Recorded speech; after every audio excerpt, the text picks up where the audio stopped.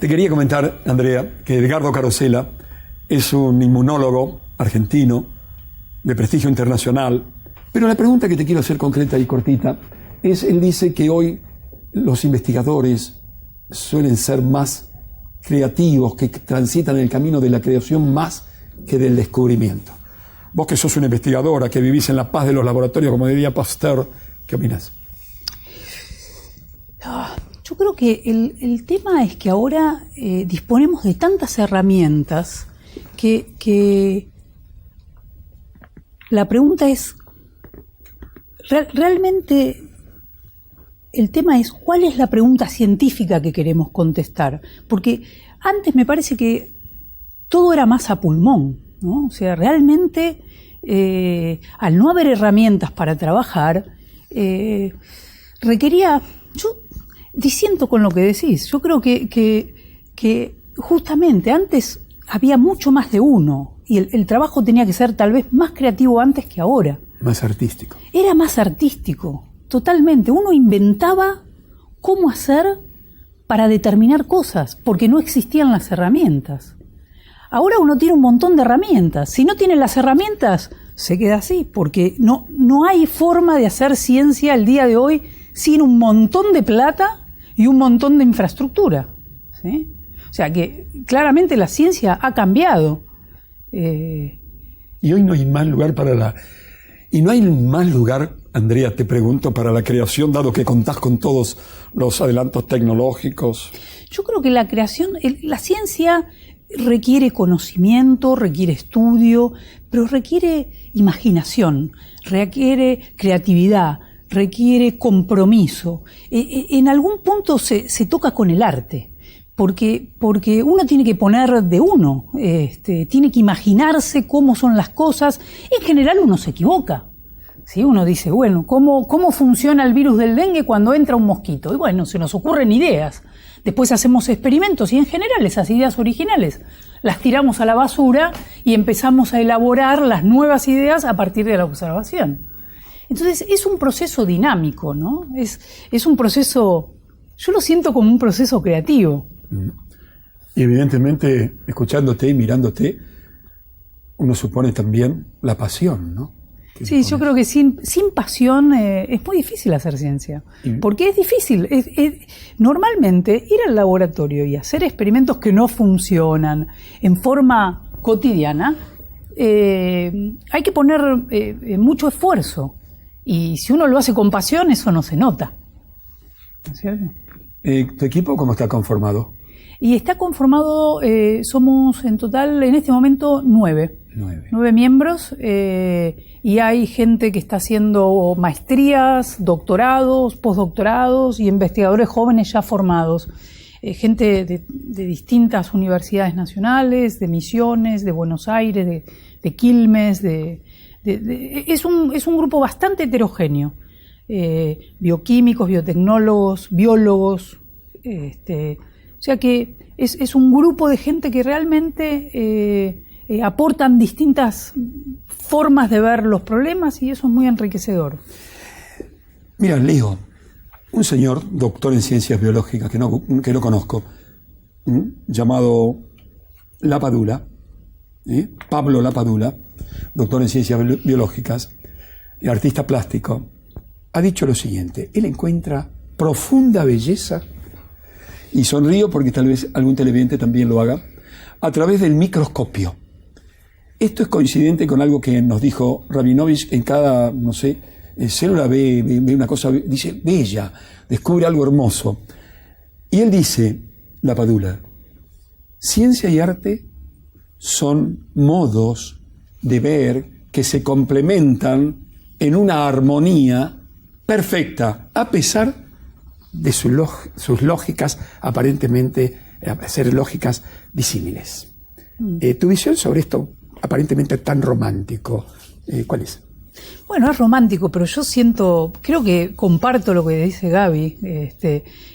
Cuando miro a veces las estructuras de los RNAs, que es el material genético del virus, en los microscopios de fuerza atómica que estuvimos utilizando de la Universidad de Buenos Aires, una colaboración muy linda que hicimos con la doctora Lía Pietrasanta, donde pudimos ver una molécula que está dentro del genoma viral, que es esta molécula de ARN, para mí es bellísima. Es más, te voy a confesar, a mí me gusta pintar, y lo pinté y lo tengo ahí enfrente en mi oficina, en mi casa. Tengo un poco usando también la imaginación, pero la estructura de la molécula de ARN del genoma viral. Para mí es arte, es arte. La naturaleza es arte. La naturaleza es arte. Lograremos, Andrea, lo que el público seguramente espera, que digas la vacuna contra el dengue por los estudios, por el trabajo, por el esfuerzo, por la pasión que pones. ¿Lograremos la vacuna o por lo menos los antivirales? Sí, yo creo que el objetivo es la vacuna, porque para dengue es muy importante poder prevenir, y como es un problema de mucha gente y de países en desarrollo, con bajos recursos, es necesario encontrar una vacuna. Mi laboratorio no está directamente trabajando sobre una vacuna, hay empresas biotecnológicas muy importantes trabajando sobre esto. Nosotros aportamos granitos de arena, que en este caso sería cómo proveer información de cómo hacer para generar virus atenuados, conociendo al virus, desmenuzándolo, que es lo que decimos, no que hacemos, que desmenuzamos al virus para entender realmente cómo funciona. Y yo creo que sí, que la vacuna para el dengue en pocos años va a estar disponible. Hay que tener la fortuna o la capacidad, digo la fortuna, la diosa fortuna, o la capacidad o el esfuerzo o la pasión o la inteligencia para que una mujer tenga un lugar en la ciencia de prestigio nacional e internacional como vos? Y el tema de género en la ciencia es un tema complejo. Por ejemplo, en el Instituto Leluar, donde estoy yo, somos 27 jefes de laboratorio y solo 6 o 7 somos mujeres, con lo cual es un 20%. Es un tema que está cambiando a pasos gigantescos, ¿no? Realmente se ve que hay más mujeres que estudian, que hay más mujeres que hacen doctorados, pero todavía en las posiciones más de liderazgo claramente hay más hombres que mujeres. Y yo creo que hay problemas a distinto nivel. Hay problemas a nivel más cultural, de estereotipos de géneros que no permiten o no motivan a las niñas o a las chicas identificarse con ciertas carreras desde que están en el jardín de infantes. Es una cuestión cultural.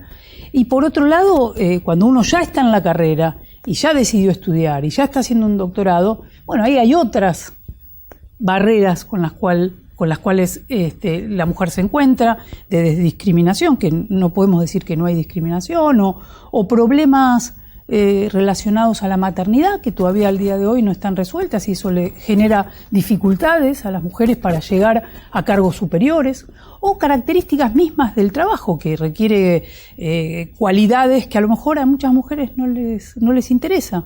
El trabajo de la ciencia es competitivo, es agresivo en cierta forma. A mí eso me genera mucho malestar. O sea, que uno tenga que competir trabajando en un tema con otra gente me genera malestar.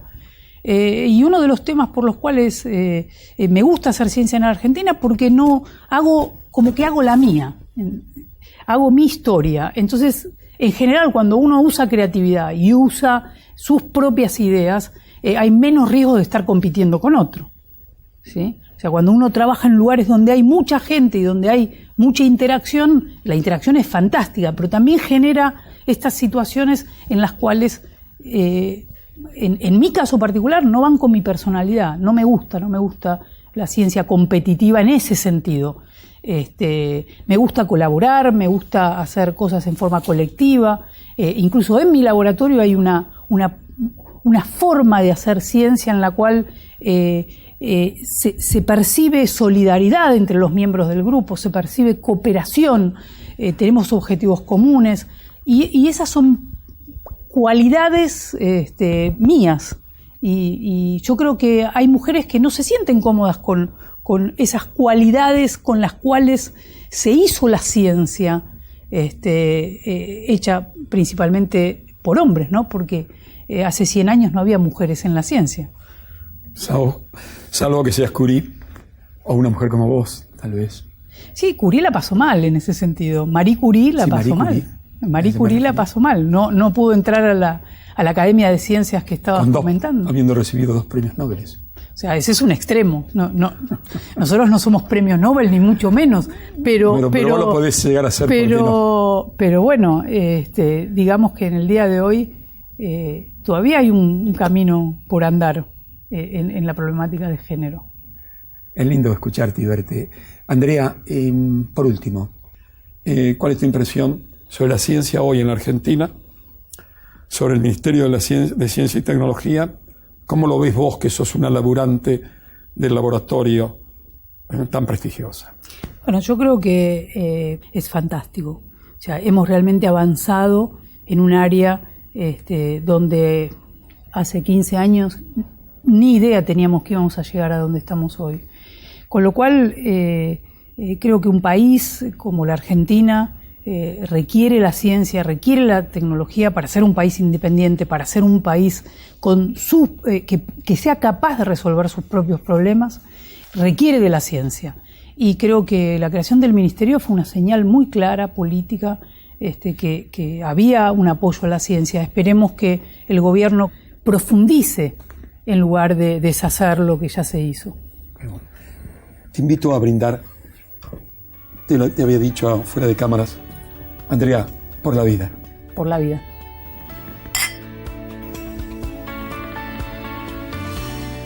A los hombres y mujeres de las ciencias les pido darles un abrazo. ¿Puedo hacerlo contigo? Por supuesto. Gracias por venir, gracias por todo.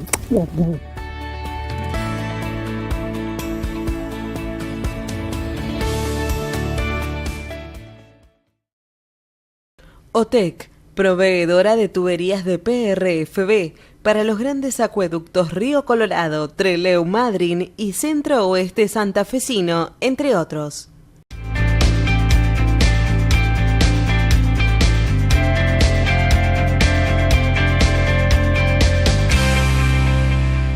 Coto, una empresa 100% argentina que ha sabido crecer al ritmo del mundo actual y ofreciendo la mejor calidad al mejor precio. Coto es más que supermercados, es una gran familia argentina que crece pensando en su país. Coto, yo te conozco, ahora conocenos vos.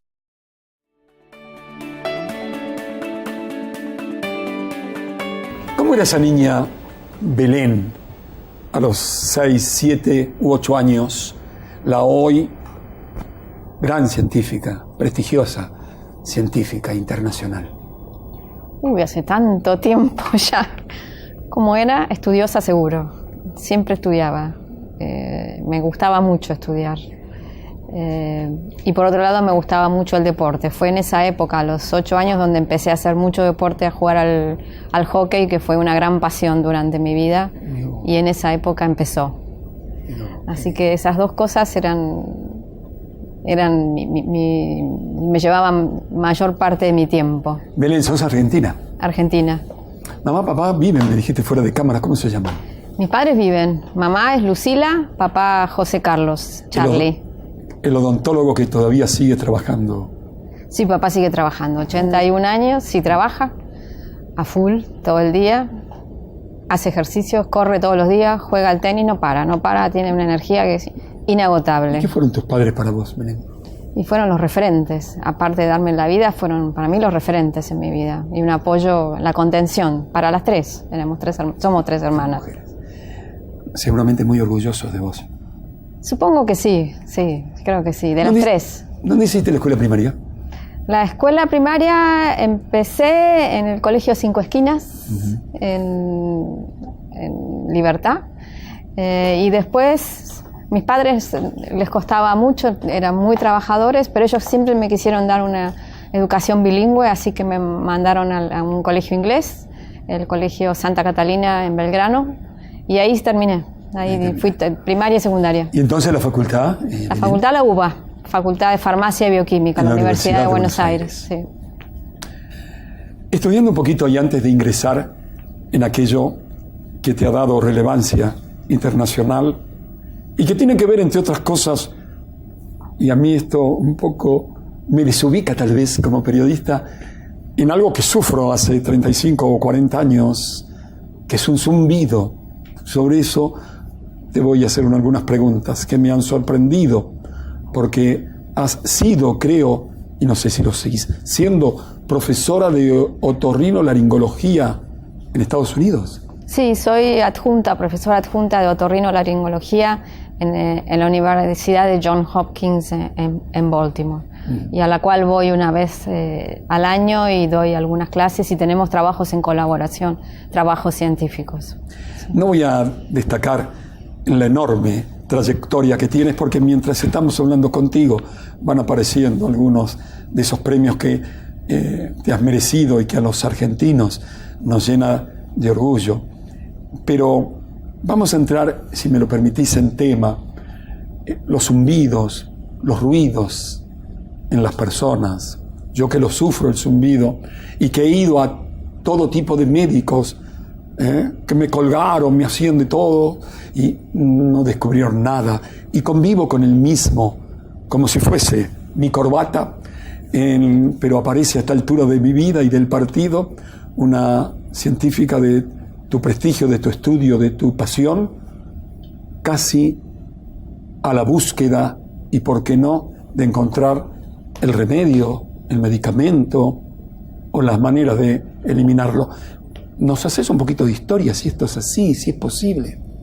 Sí, yo empecé a trabajar en zumbidos o en acúfenos en el 2008, 2009, más o menos, porque me vino a ver una persona que padecía de zumbidos, por supuesto, y que quería invertir en investigación en zumbidos. Y fundó una organización internacional que se llama la Tinnitus Research Initiative, o sea, la iniciativa para la investigación en zumbidos, que reúne a investigadores que están dispersos en todo el mundo y que todos, desde sus distintas especialidades, están tratando de abordar esta patología. ¿Qué son los zumbidos? Los zumbidos es la percepción de un sonido fantasma. Esto quiere decir que no hay una fuente sonora externa que genera ese sonido, pero la persona percibe un sonido y lo puede percibir tanto en un oído como en el otro, en los dos oídos, en algún lugar de su cabeza. Es un síntoma muy frecuente. El 10 al 20% de la población mundial padece o tiene zumbidos. Muchas de esas personas conviven muy bien con ese zumbido, se acostumbran y lo pueden ignorar, pero el 1% de la población mundial sufre de esa patología, de ese zumbido, porque aparte de tener ese ruido, también tienen otros síntomas acoplados o asociados a ese zumbido. Por ejemplo, sufren de estrés, sufren de depresión, falta de conciliación del sueño, y eso puede ser muy debilitante para algunos casos. Entonces se está estudiando a nivel mundial tratando de encontrar curas o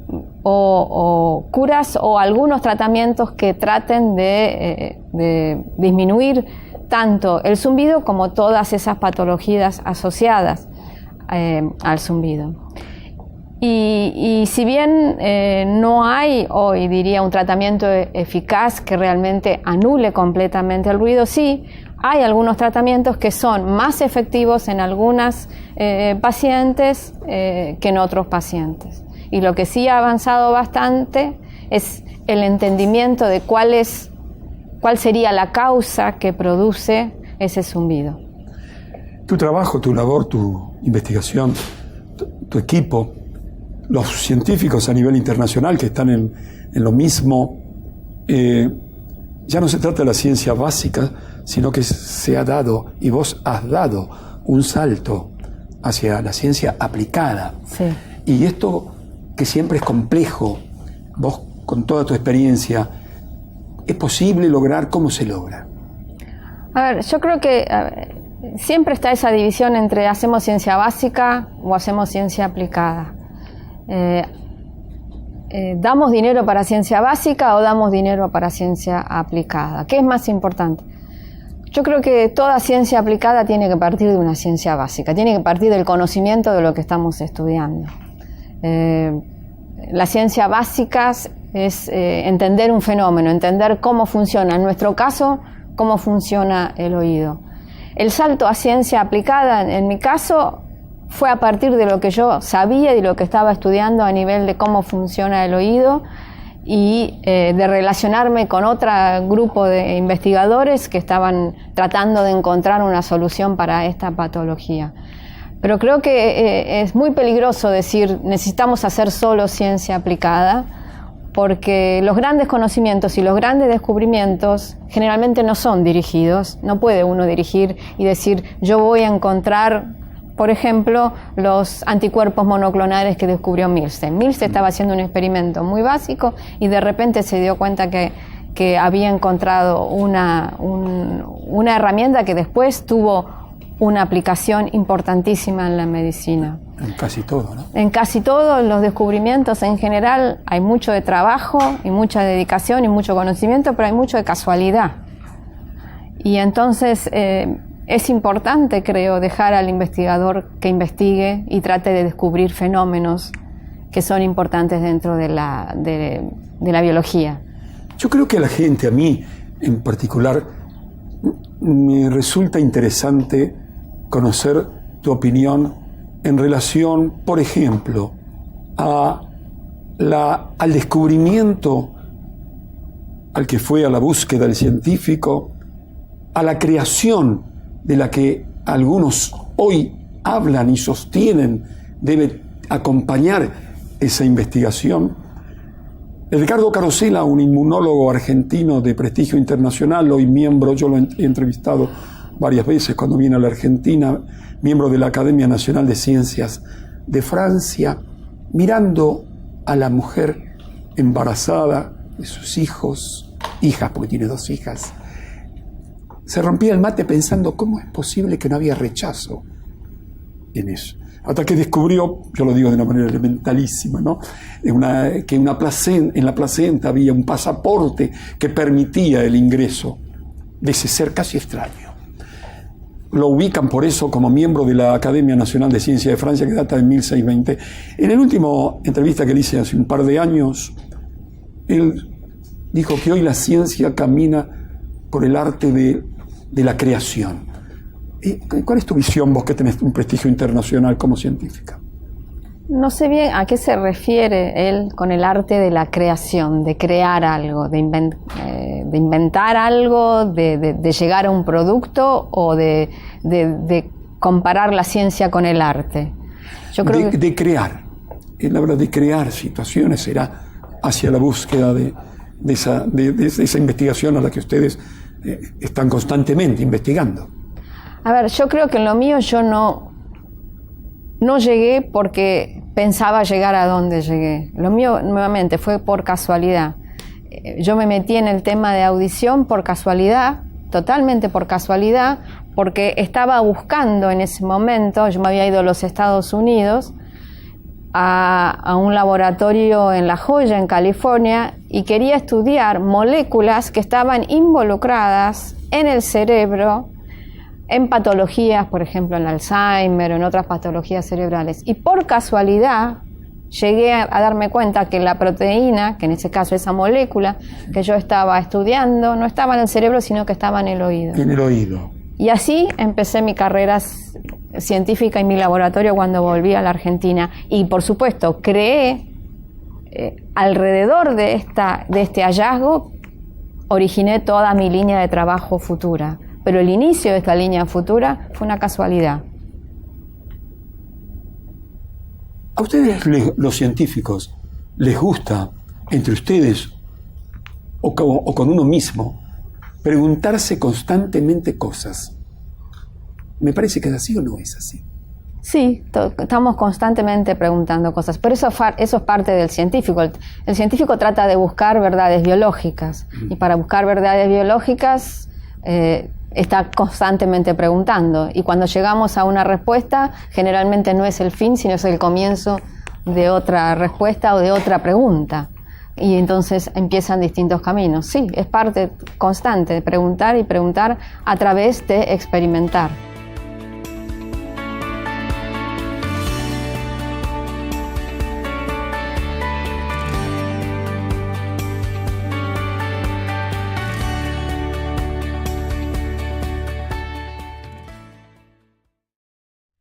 Gárgola Ediciones, un sello con más de 15 años de vida, apoyándose en su colección Modelo para Armar, con más de 60 clásicos de la literatura, con traducciones propias y prologados por escritores y especialistas.